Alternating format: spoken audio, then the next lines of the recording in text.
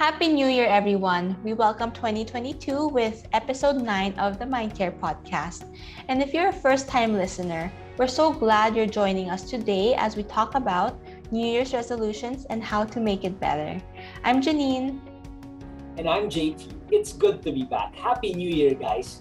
As we mentioned at the end of our last episode, we have some exciting podcast episodes planned out for this year. So if you haven't yet, follow us on Spotify at Mindcare Podcast and on Facebook at Mindcare Club so you can get the latest updates and learn more on today's most relevant issues on mental health and wellness. Now, although I've never personally been much of a New Year's resolution type of guy, I heard you make them every year, Janine. Yeah, I do. But honestly, I beat myself up for it because I give up after a few weeks. But actually, now that we've been able to sit down with some of our psychologists at Mindcare Club, I'm thankful that I got to troubleshoot where I might have gone wrong. So, an effective way we can tackle goal setting is using a growth mindset and the principles from cognitive behavioral therapy. Carol Dweck, an American psychologist known for coining the term growth mindset, cites research that shows that far from being simply encoded in the genes, much of personality is a flexible and dynamic thing that changes over the lifespan and is shaped by experiences. Yeah, and we need to remind ourselves that our life is an ever evolving journey and we're never truly starting from square one. So rather than thinking of the New Year's resolution as, oh, this will be my fresh start, it's more of I'm continuing my journey from the work I've already put in. I'm coming from experience from what has and has not worked for me. So, whether you want to do this for New Year's, your birthday, at the start of your school year, or even some random day, we want to share with you the key points that we've learned. Here are 4 steps given to us by our psychologist, Mr. Jose Rafael Doval Santos, that we will be following here today. And if you want to set goals alongside of us, get out a piece of paper and pen and feel free to pause whenever you need more time. Step 1 is to decide your big picture goals. Define what progress has been made and what more the progress looks like. So, what we can do for this first activity is actually create a vision board for ourselves. First, answer this question: what kind of person do I want to be? Take into consideration what you truly find important, what you value.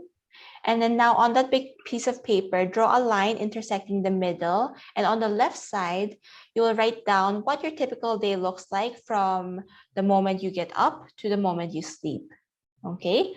Then imagine what the typical day would look like if you were that person on your vision board. Write it on the right side.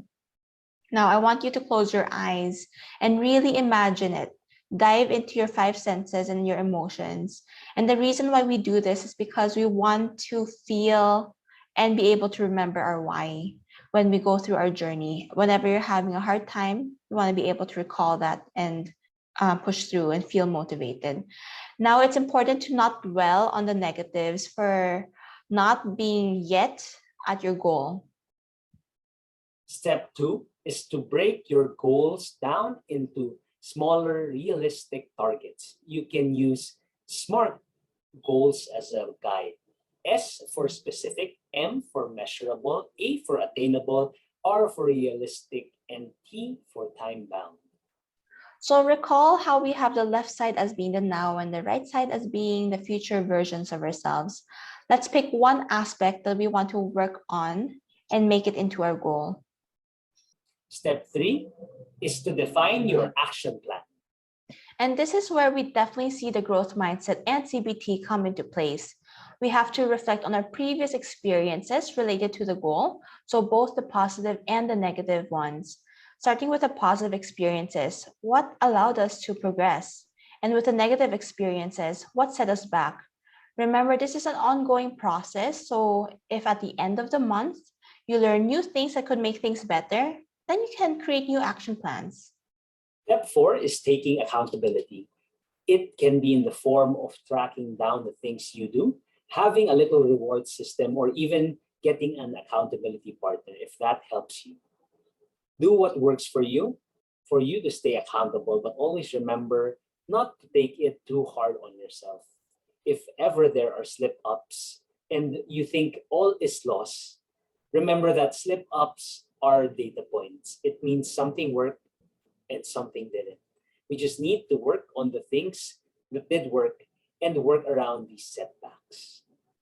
So, actually, sometime in the middle of this year, we're going to have another episode to reconvene and see how we're doing on our personal growth journeys. We'll talk about what we learned through our experiences, what success or failure looks like, or even as Carol Dweck put it, yet or not yet.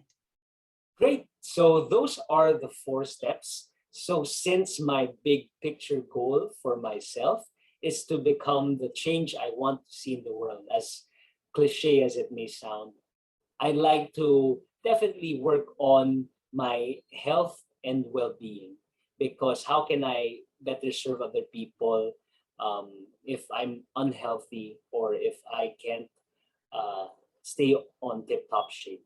So my action plans are to perhaps exercise 3 times a week, whether be it cardio or weights. And at the same time, we also have to have a balanced diet, maybe 6 times a week. And then on the seventh day, I get to have a cheat day.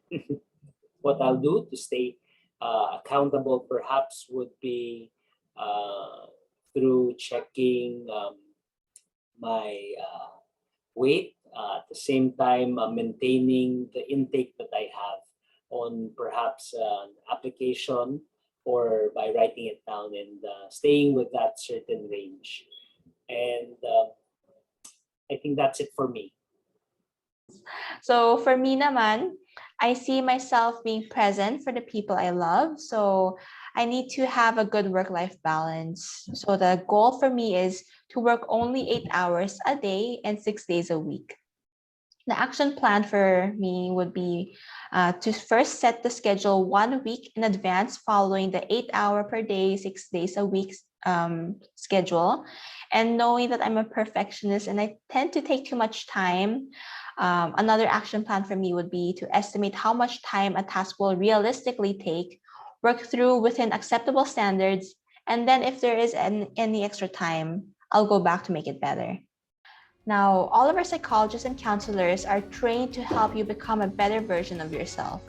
They can help you set goals, identify some of the possible roadblocks, and get you through your journey. So, if you've found that over the years it's been hard for you to follow through your plans and you'd really like to have some guidance, check out mindcareclub.org and book an appointment with any of our first step providers. We also cater to other mental health concerns, of course. And just as a little gentle reminder, this podcast is not a substitute for any mental health consultations and only serves to spread awareness.